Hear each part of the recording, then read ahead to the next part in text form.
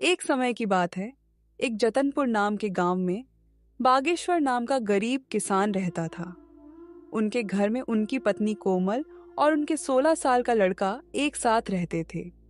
बागेश्वर को सिर्फ खेती करने आती थी। उसके अलावा उसने कोई और काम नहीं सीखा था।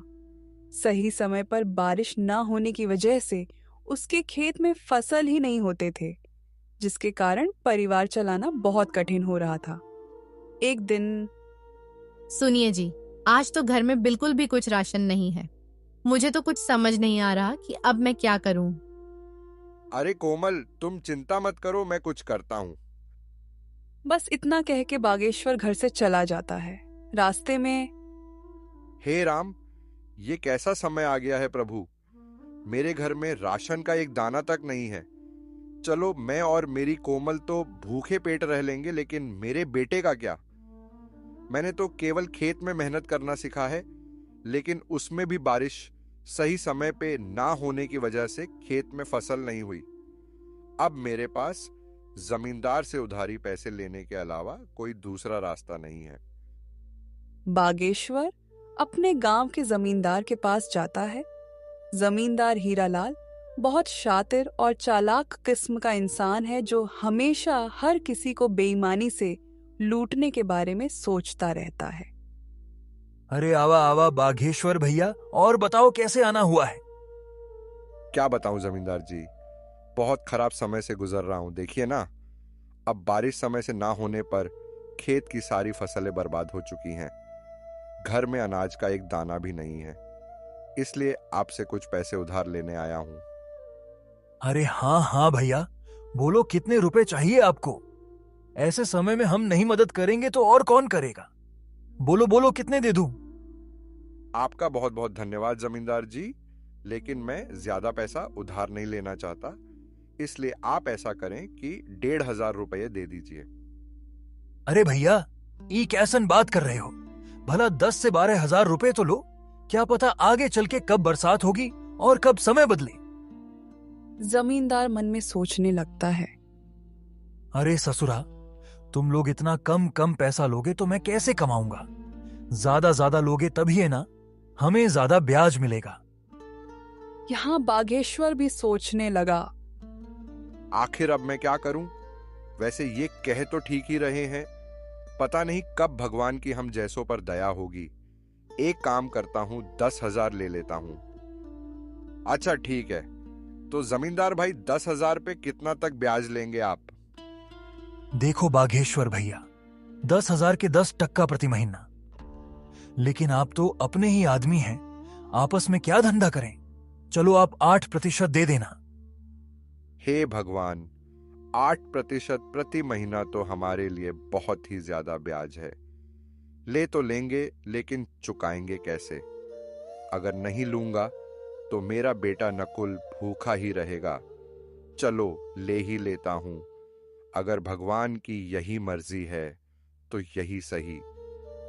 अरे बाघेश्वर भैया, क्या हुआ, क्या सोच रहे हैं। ब्याज के बारे में तो नहीं सोच रहे हैं। हाँ जमींदार भाई, इतना ब्याज कैसे। अरे कोनो चिंता की बात नहीं है। देखिए आप तो अपने हैं, आराम से चुकाइएगा। कहिए क्या कहते हैं। अच्छा ठीक है, दे दीजिए।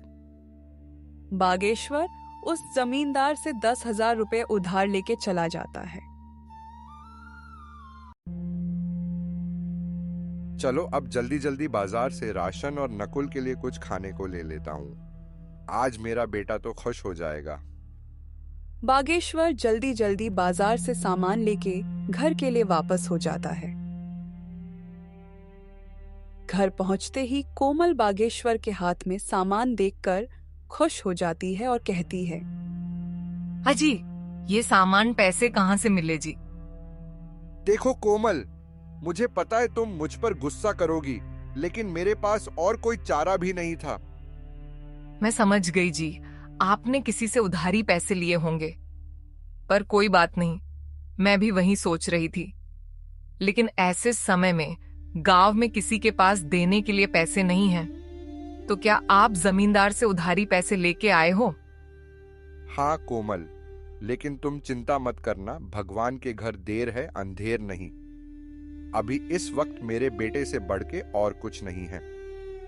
हाँ, आप कह तो सही रहे हो, लेकिन वह जमींदार बहुत चालाक और बेईमान है। वह बहुत ज्यादा ब्याज लेता है और समय पे पैसे ना देने पर खेत या घर छीन लेता है। आपने कितने रुपए उधार लिए? मैंने तो 1,500 ही मांगे थे, पर उसने कम से कम 10,000 या उससे ऊपर लेने बोला, इसलिए मैंने 10,000 ले लिए। सुनो ना कोमल, अब मेरे बेटे के आने का टाइम हो गया है। मैंने ये कुछ सामान लाया है, जाओ सबके लिए कुछ अच्छा सा बना दो। जी, आज तो मेरा बेटा खुश हो जाएगा।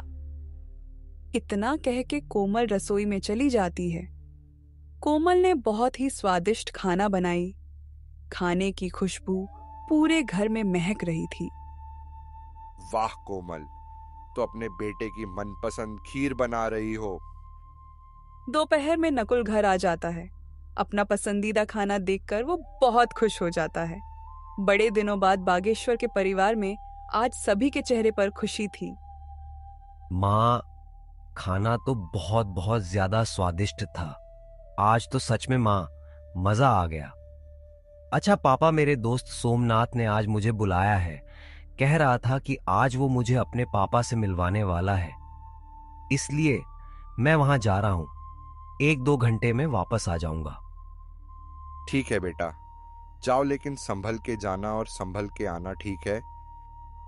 हाँ पापा, आप फिक्र मत करो, मैं अच्छे से जाऊंगा और अच्छे से आऊंगा। इतना कह के नकुल घर से निकल जाता है।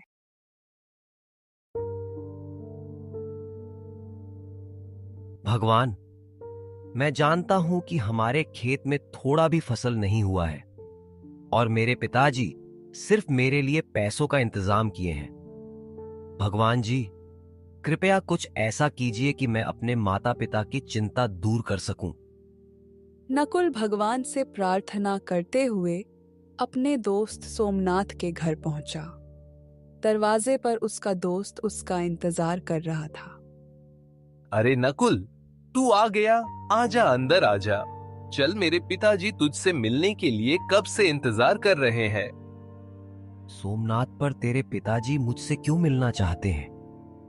वो तू पिताजी से ही पूछ लेना। सोमनाथ का घर काफी बड़ा और सुंदर था। उसके घर में उसके माता और पिताजी रहते थे। सोमनाथ अपने पिताजी से अपने दोस्त नकुल के बारे में बताया था कि उसके पिताजी बहुत कड़ी मेहनत करते हैं, खेत में घंटों काम करते हैं, लेकिन पैसे की वजह से परिवार में बहुत टेंशन है। आओ बेटे नकुल, कैसे हो? नमस्ते अंकल जी। नमस्ते आंटी जी। मैं ठीक हूं, आप सभी कैसे हैं?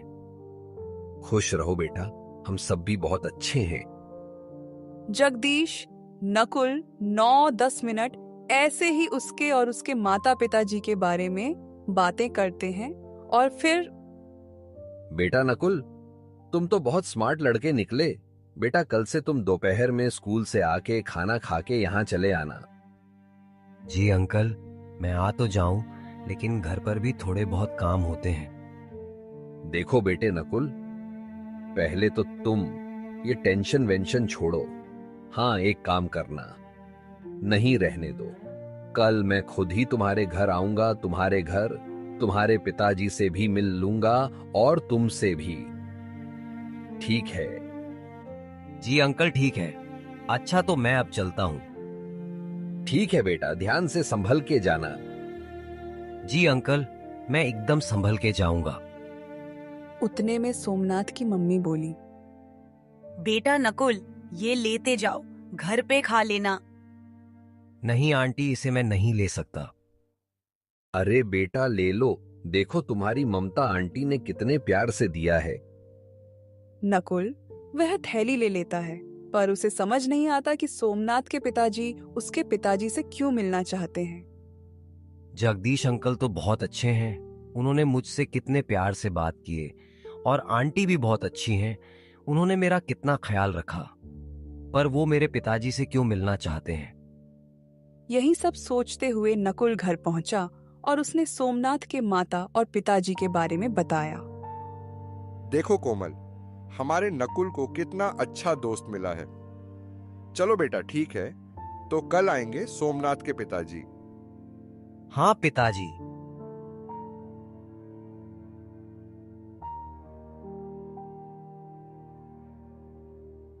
अगले दिन दोपहर में सोमनाथ अपने पापा को नकुल के घर ले आया।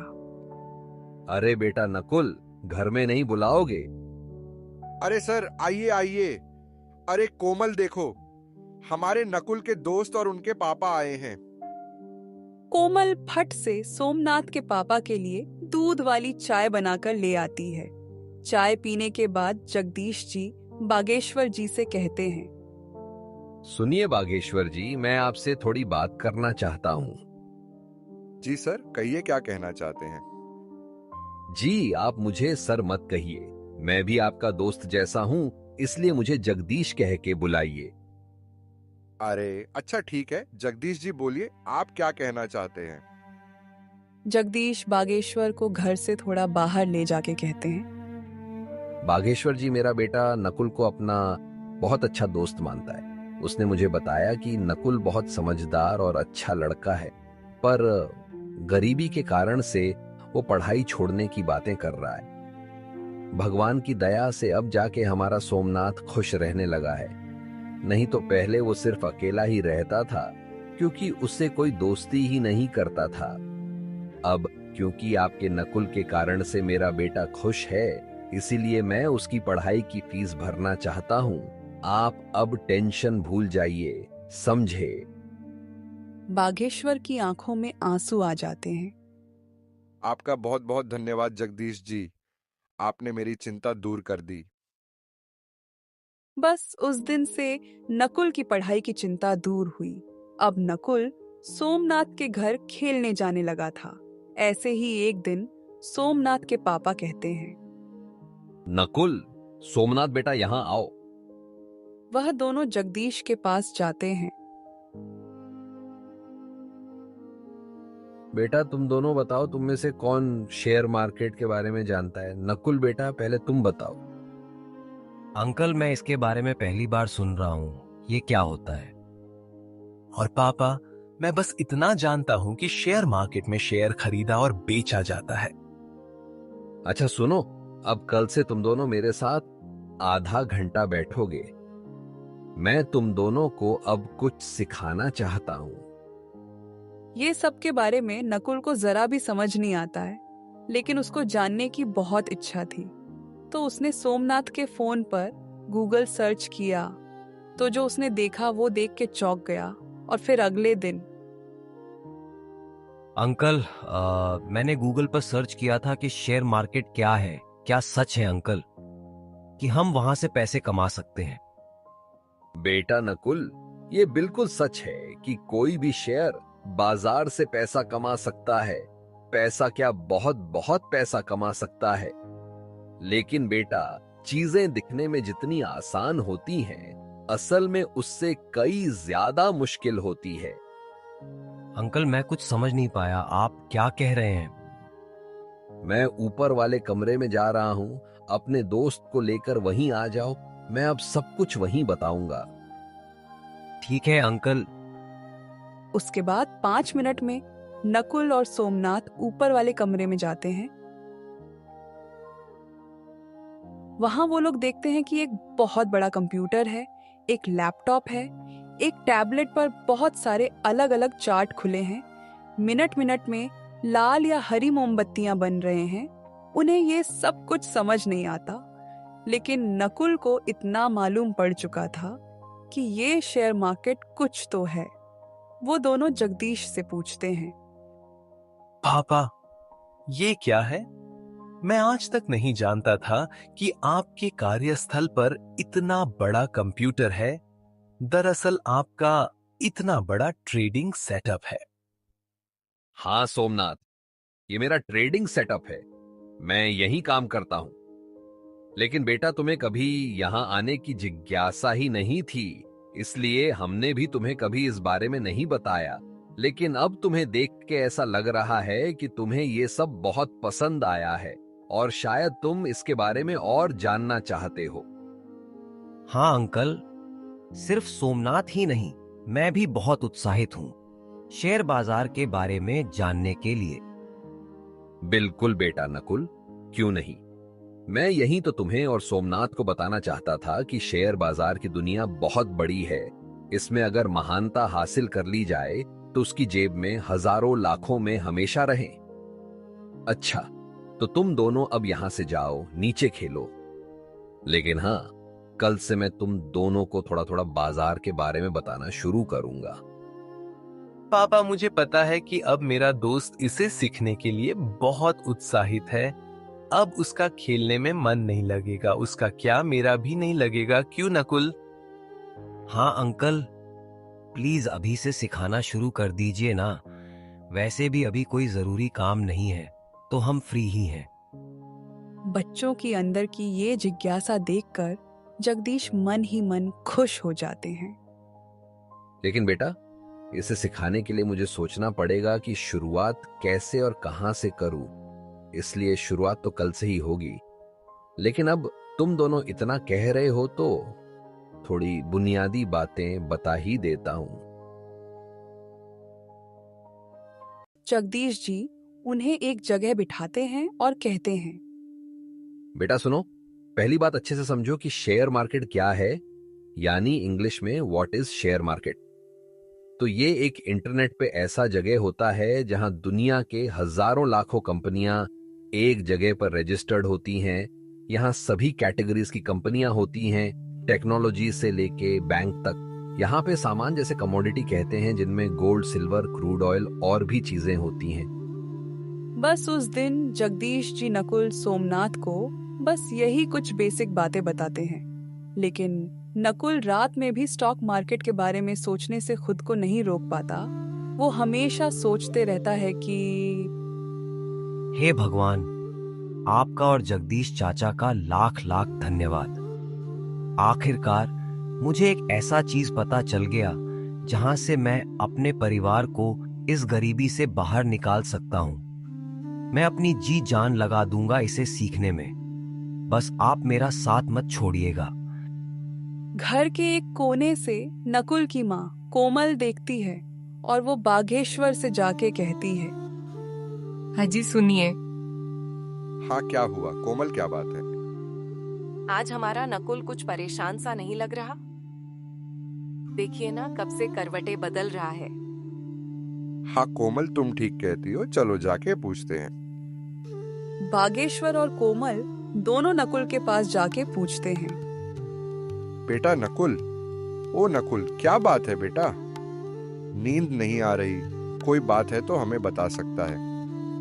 पापा मम्मी, मैं तो ये सोच रहा था कि आप लोगों को कैसा लगेगा जब मैं एक सफल आदमी बन जाऊंगा। हमारा भी एक अच्छा सा घर होगा। धत्त पगला, हम दोनों तो डर ही गए थे। बेटा, हम लोग बहुत खुश होंगे उस समय जब तुम एक सफल आदमी बन जाओगे, है ना कोमल?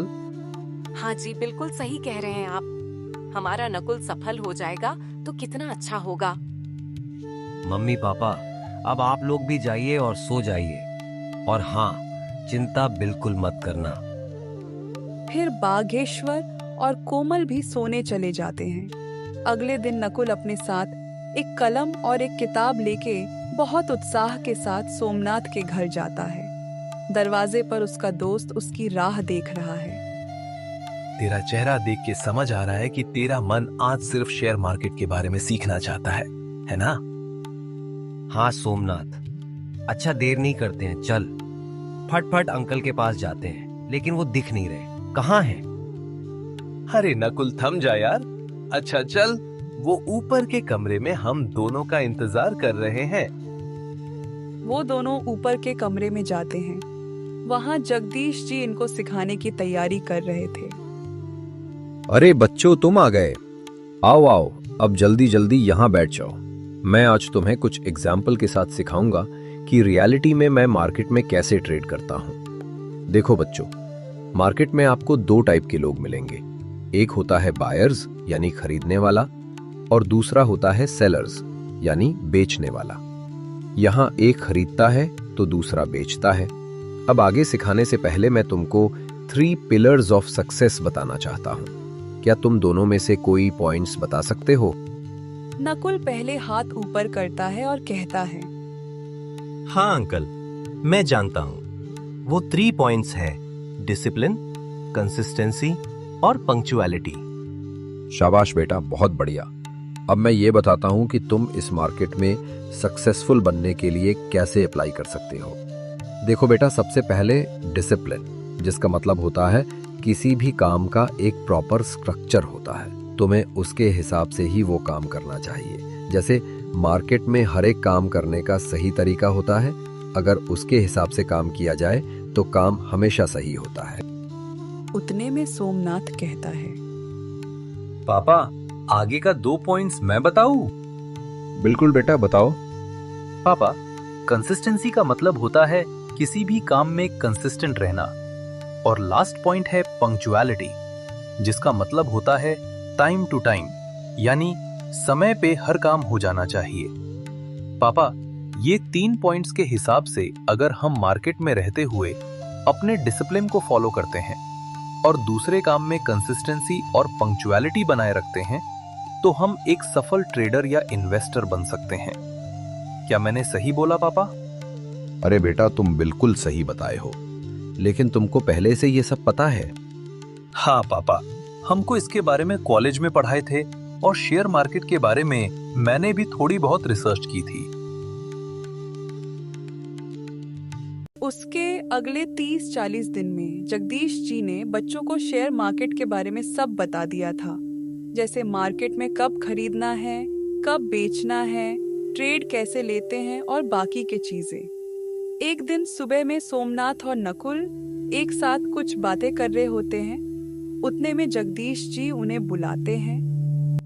बेटा सोमनाथ और नकुल, मेरे साथ ऊपर आओ। वो दोनों उनके साथ ऊपर जाते हैं और फिर उन्होंने कहा, आज तक तुम दोनों ने बहुत कुछ सीखा है और उसको पूरे डिसिप्लिन, कंसिस्टेंसी और पंक्चुअलिटी होके पेपर ट्रेडिंग में प्रैक्टिस भी की है। अब बारी है रियल पैसे से ये सब करना। आज मैं तुम दोनों का डीमैट अकाउंट बनाऊंगा और तुम दोनों के डीमैट अकाउंट में 2-2 लाख का कैपिटल डिपॉजिट करूंगा। तुम्हें उसका इस्तेमाल करके अपना कैपिटल बड़ा बनाना है। लेकिन बेटा, कहीं पे भी अपने पैसे को इन्वेस्ट या ट्रेड करने से पहले अपने रिस्क को मैनेज करना, फिर आगे स्टेप लेना। उस दिन से नकुल और सोमनाथ दोनों ने मार्केट में पैसे से काम चालू किया। शुरुआत में दोनों ने डर डर के कैपिटल को यूज किया, लेकिन कुछ ही हफ्तों में वे कॉन्फिडेंट हो गए। अब वह दोनों धीरे धीरे छोटे छोटे प्रॉफिट्स बुक करने शुरू कर दिए थे। लेकिन एक दिन, यार ये पेनी स्टॉक में पैसा इन्वेस्ट करूं या नहीं? सिर्फ 2 रुपए का एक शेयर है, मैं आराम से 30,000 शेयर खरीद सकता हूं। 1-2 रुपए भी बढ़ गया तो बहुत अच्छा प्रॉफिट होगा। यहाँ नकुल ने गलती की। उसने कंपनी के बारे में रिसर्च नहीं किया। उसने सिर्फ प्रॉफिट को देखा और लालच में उसने वो शेयर खरीदे ली। खराब किस्मत से उस स्टॉक की कीमत 1.5 रुपए से गिर गई। हे भगवान, ये मैंने क्या किया? ये कैसे हो गया? मुझे ऐसा नहीं करना चाहिए था। मैंने अपने रिस्क मैनेजमेंट पर ध्यान नहीं दिया, डिसिप्लिन को फॉलो नहीं किया। 45,000 का नुकसान। अब मैं क्या करूं? उतने में गांव का जमींदार हीरालाल अपने आदमी के साथ आ जाता है। कवन दिशा में गया ललुआ का घरवा, कवन दिशा में? अरे मालिक, वो दिशा में है। हीरालाल बागेश्वर के घर के सामने आके कहता है, अरे ओ बागेश्वर भैया, अरे कहवा बाड़ा हो, तनिक बाहर निकलिए महाराज। अरे कोमल, लगता है जमींदार अपने पैसे लेने आया है। तुम यहीं रुको, मैं देख के आता हूँ। बागेश्वर घर से बाहर आता है। अरे जमींदार जी, नमस्कार। अरे भैया नमस्कार नमस्कार। बागेश्वर भैया, हम कह रहे थे कि पैसवा कब दीजिएगा? अभी भी 4,000 ब्याज सहित बचा है, याद है कि भुला गए? नहीं नहीं जमींदार जी, भूले नहीं हैं। बस इस वक्त घर में परिस्थिति कुछ ठीक नहीं चल रही। मुझे 1-2 महीने का और समय दे दीजिए, मैं आपके बचे हुए पैसे ब्याज के साथ चुका दूंगा। देखिए बागेश्वर भैया जी, आपको समय चाहिए तो ले लीजिए, लेकिन आज से उस पे 25% ब्याज लगेगा, समझ गए? उतने में नकुल की आंख खुली। उसने माँ से पूछा, माँ, ये शोर कैसी है? बेटा, 1.5 साल पहले तुम्हारे पापा उस जमींदार से पैसे लिए थे। हमें कुछ पैसे अभी देने बाकी है। वो वही मांगने आया है। नकुल घर से बाहर आता है और जमींदार से कहता है, प्रणाम जमींदार जी। अरे खुश रहा बचवा, हमेशा सम्मानित जीवन जियोगे तुम। तनिक अपने पिताजी से कहिए हमरा पैसा लौटा दे जल्दी से। नकुल अपनी जेब से मोबाइल निकालता है और कहता है, कहिए जमींदार जी, आपके ब्याज सहित कितने रुपए हुए हैं? हाँ बबुआ, तुम दोगे का बताओ। हाँ कहिए, कितने हुए? ए जी सुनो, हमको जरा डायरिया दो, जरा चेक ना करना पड़ेगा। जमींदार डायरी में देखता है और कहता है, देखा बबुआ, आपके 4,000 रुपया पर 8% ब्याज के साथ 1.5 साल का होता है, सिर्फ 4,576 रुपया। आप अकाउंट नंबर बोलिए, मैं अभी पूरे पैसे आपके अकाउंट में ट्रांसफर कर देता हूँ।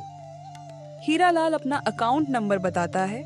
नकुल ब्याज सहित पूरे पैसे उसके अकाउंट में ट्रांसफर कर देता है। मैसेज आने के बाद जमींदार वहां से चला जाता है, लेकिन यहाँ बागेश्वर को समझ नहीं आ रहा था कि नकुल के पास पैसे कहाँ से आए। तो उसने नकुल से पूछा, ए नकुल बेटा, ये तुम कैसे किए? हमारा मतलब है कि तुम्हारे पास इतने पैसे कहाँ से आए? इतने में कोमल कहती है, अरे क्या हुआ जी? मम्मी पापा, देखिए आप दोनों शांत हो जाइए। अब आपका लड़का इंटरनेट की मदद से पैसे कमा रहा है। बस वहीं से कुछ पैसे बचा कर रखे थे तो वही दे दिए, समझे पिताजी? अब आप बस चिंता मुक्त हो जाइए। ये तुम क्या कह रहे हो? ऐसा भी भला होता है क्या? इंटरनेट से कैसे कोई पैसा कमा सकता है? पापा, जगदीश अंकल मुझे और सोमनाथ, हम दोनों को शेयर मार्केट में काम कैसे करते हैं सिखाए थे। बस मम्मी पापा वहीं से हम थोड़े बहुत पैसे कमा रहे हैं। लेकिन अब आप लोग अपने सपने सजाने शुरू कर दीजिए, क्योंकि अब हमारा भी समय बदलने वाला है। ये सुन के कोमल और बागेश्वर दोनों ही बहुत खुश होते हैं। अगले दिन जब नकुल जगदीश जी से मिला तो उसने बहुत ही नरम आवाज में उनसे कहा। उसकी आंखों में थोड़े बहुत आंसू भी थे। अरे नकुल बेटे, इसमें कोई बड़ी बात नहीं बेटा, ऐसा होता रहता है। लेकिन जब तुम अपने आप पर कंट्रोल रखोगे, वो 3 पॉइंट्स को जितना फॉलो करोगे, तुमसे ये सभी गलतियां उतनी ही कम होंगी और तुम्हारा पोर्टफोलियो उतना ही बड़ा होगा, समझे ना बेटा? इसलिए अब ये सब भूल जाओ, ठीक है? और जितने पैसे बचे हैं उतने से ही फिर शुरुआत करो। ऐसा सुनने के बाद नकुल को थोड़ा अच्छा लगता है और वो उस दिन से कहीं भी अपने पैसे को इन्वेस्ट या ट्रेड करने से पहले बहुत अच्छी तरह से सोचता है। ऐसे करते करते 6 महीने बीत जाते हैं। अब सोमनाथ का 2 लाख रुपया अब 9 लाख और नकुल का 2 लाख 7.5 लाख बन चुके थे। एक दिन रात में नकुल ऐसे ही न्यूज पढ़ रहा था, तभी उसने एक बिटकॉइन के बारे में आर्टिकल पढ़ा और फिर वो सोचने लगता है। ये आर्टिकल पढ़ने के बाद मार्केट में बिटकॉइन का दाम गिरेगा और बहुत से लोग जिनके पास पहले से बिटकॉइन होंगे वो बेचेंगे, जिसके कारण से बिटकॉइन का वैल्यू बहुत कम हो जाएगा। अभी एक बिटकॉइन का वैल्यू 19,500 रुपए है। चलो, जैसा होगा हम उस हिसाब से रिस्क को मैनेज करते हुए काम करेंगे। चलो, अभी सो जाता हूं। अगले दिन सुबह में, सुनो माँ, मैं सोमनाथ के यहाँ जा रहा हूँ। सुनो बेटा, वही टेबल पर मैंने खीर डब्बे में पैक करके रखे हैं, अपने दोस्त के लिए लेते जाना। जी मम्मी, मैं ले जा रहा हूँ। और हाँ, संभल के जाऊंगा और संभल के वापस आ जाऊंगा। उस दिन वो सोमनाथ और जगदीश जी से उस समाचार के बारे में बात करता है और फिर जगदीश जी कहते हैं, बेटा नकुल, मुझे अच्छा लगा कि तुम अब सोचने के बाद डिसीजन लेते हो। देखो बेटा, तुम्हें जो सही लगे वैसा ही करना। उसी दिन शाम को ये न्यूज का असर मार्केट पर दिखने लगता है। सभी लोग पैनिक में अपने बिटकॉइन बेचने लगे हैं। रात में करीब 10 बजे के आसपास उसकी कीमत 68% से गिर गई।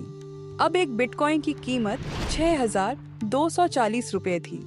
नकुल ने पिछले कुछ महीनों से छोटे छोटे प्रॉफिट बुक किए थे। रिस्क लेने के लिए तैयार था, इसलिए उसने रात में 40 बिटकॉइन खरीद लिए और फिर सो जाता है। अगले दिन वो अपने पापा के साथ खेत में काम करने जाता है। वहाँ वो उनके साथ काम करता है। वो भविष्य के बारे में सोचने लगता है, कैसे वो अपने गांव के किसानों की मदद कर सकता है। 3.25 महीने बीत जाते हैं और फिर एक दिन 2-3 महीने बीत चुके हैं। जरा बिटकॉइन देख लूं कैसा चल रहा है। वो देखकर चौंक जाता है। उसने देखा कि एक बिटकॉइन का दाम पिछले 1 महीने में जहाज जैसा ऊपर उठा है। उस दिन एक बिटकॉइन की कीमत 3.5 लाख रुपए थी। 40 बिटकॉइन के हिसाब से 1,40,00,000 का प्रॉफिट दिख रहा था। वो अपने मम्मी पापा का आशीर्वाद लेता है, लेकिन उनसे कुछ बताता नहीं है कि क्या हुआ है। जैसे ही वो जगदीश जी से मिलता है, वो और सोमनाथ समझ जाते हैं। नकुल, मैं और पापा समझ गए। तेरे चेहरे की खुशी देख के बता सकता हूँ कि बड़ा प्रॉफिट बुक किया है। भाई, यहाँ मेरा दिल 180 का रफ्तार पकड़ लिया है। मैंने जैसे ही देखा यहाँ चले आया। क्या हुआ बेटा, तुमने अभी बुक नहीं किए हो? नकुल अपने मोबाइल में प्रॉफिट दिखाता है। जगदीश जी और सोमनाथ दोनों चौंक जाते हैं। अरे वाह नकुल बेटे, 1,40,00,000 का प्रॉफिट, इतना तो मेरा और सोमनाथ का मिला के भी नहीं होगा। हम तुम्हारे लिए बहुत खुश हैं। अरे वाह मेरे दोस्त, अब आगे क्या सोचा है तूने? अंकल, मैं सोच रहा हूँ कि 30 बिटकॉइन का प्रॉफिट बुक कर लूं और बाकी के 10 को होल्ड करूं। ये तो बहुत अच्छी बात है बेटे। अब चलो तुम्हारे मम्मी पापा को खुशखबरी देते हैं। इतने में सोमनाथ की मम्मी आ जाती हैं और कहती हैं, अरे कौन सी खुशखबरी की बात हो रही है? वो सभी नकुल के लिए बहुत खुश होते हैं और मिठाई का डब्बा लेके उसके घर पहुंचते हैं। दरवाजे पे कोमल उन सबको आते हुए देखती है। वो सबने उनको जो भी हुआ उसके बारे में बताते हैं। क्या बात कर रहे हो जगदीश जी? अरे सुनती हो कोमल, अब हमारा बेटा करोड़पति बन गया है। सब बहुत खुश हो जाते हैं। नकुल और सोमनाथ ने मिलके गांव में सोलर पैनल लगवाए और बोरिंग करके उसमें पावर मशीन लगवाते हैं, जिसकी वजह से अब गांव के किसानों की पानी की चिंता खत्म हुई। अब वो गांव के हर आदमी को बताते हैं कि पैसे सिर्फ खेती में काम करने से नहीं, दिमाग से भी कमाए जा सकते हैं। इसलिए अपने बच्चों को जरूर पढ़ाएं।